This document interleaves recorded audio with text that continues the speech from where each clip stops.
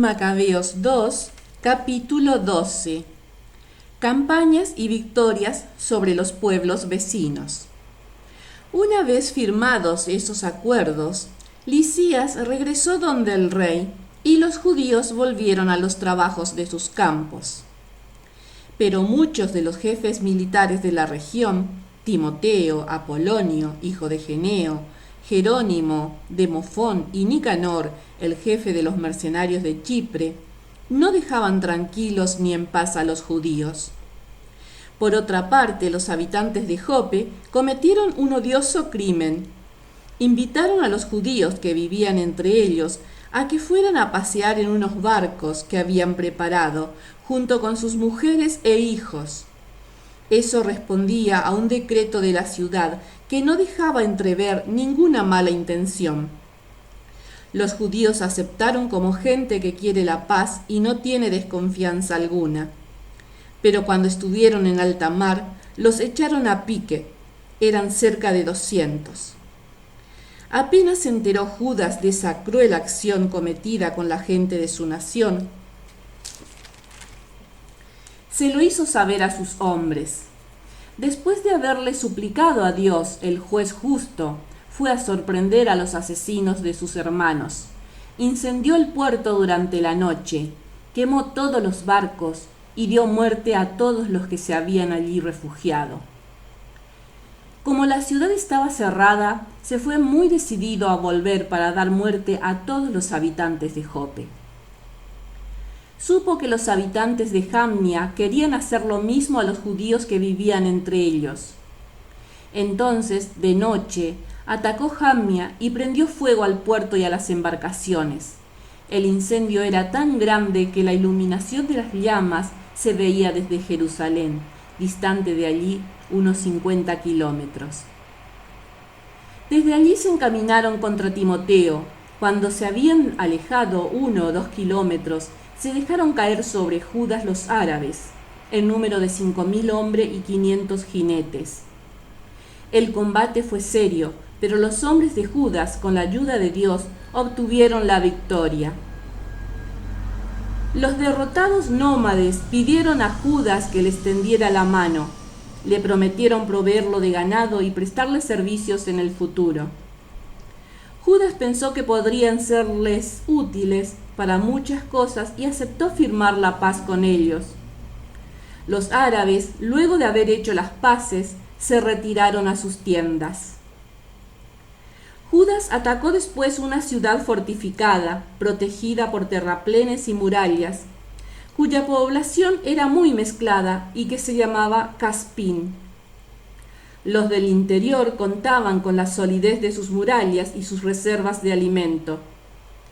Se mostraron groseros con Judas y sus hombres.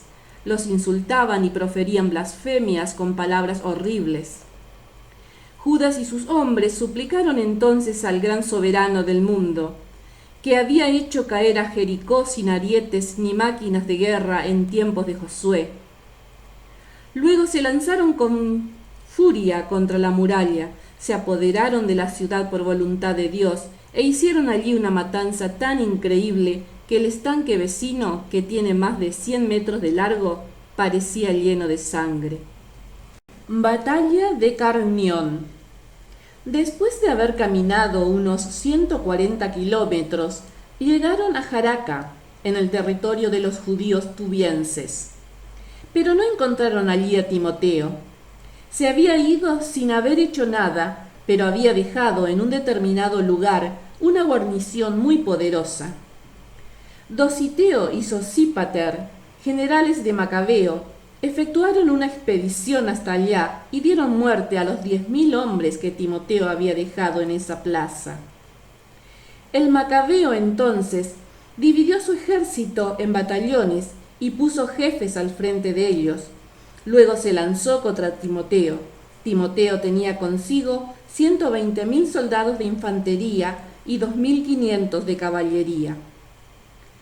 Cuando Timoteo se informó del avance de Judas, envió a las mujeres, los niños y todo el equipaje a un lugar llamado Carnión. Era una fortaleza inexpugnable, porque los pasos por ese sector son muy estrechos y el acceso muy difícil. En cuanto apareció la vanguardia de Judas, los enemigos se llenaron de miedo. También los asustó una manifestación del que todo lo ve, de tal modo que huyeron por todas partes. Se atravesaban unos a otros, y muchos quedaron heridos por sus propios compañeros. Judas los persiguió sin descanso, derrotó a esos bandidos y dio muerte a más de 30.000 hombres. El mismo Timoteo cayó en manos de los hombres de Dositeo y de Sosípater, pero fue lo bastante hábil para pedirles que lo dejaran sano y salvo. Al decirles que tenía prisioneros a parientes y hermanos de muchos de ellos y que podía ocurrirles alguna desgracia. Por eso, después que se comprometió de palabra a dejar libres a esas personas, los soltaron para salvar a sus hermanos. Judas efectuó una expedición a Carnión y a Atargateión y masacró allí a 25.000 hombres, después de haber hecho huir o destruido a sus enemigos. Judas organizó una expedición contra Efrón, ciudad fortificada donde vivía Lisías. Jóvenes vigorosos, puestos en fila al pie de las murallas, combatían con coraje y en el interior había numerosas máquinas con reservas de proyectiles.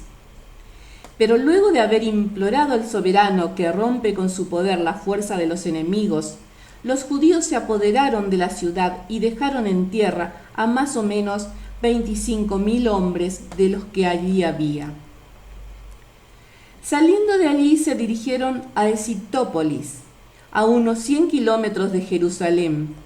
Los judíos que residían allí les declararon que la gente de Esitópolis se había portado bien con ellos y se había preocupado de ellos en los días de desgracia. Judas y sus hombres se lo agradecieron a los habitantes de Esitópolis y los comprometieron a que continuaran con su buena disposición hacia los de su raza. Después de eso regresaron a Jerusalén poco antes de la fiesta de las semanas. Después de esa fiesta, llamada de Pentecostés, se lanzaron contra Gorgias, general de la Idumea. Ese Gorgias avanzaba con 3.000 soldados de infantería y 400 de caballería. Luego de iniciarse la batalla, cayeron algunos judíos.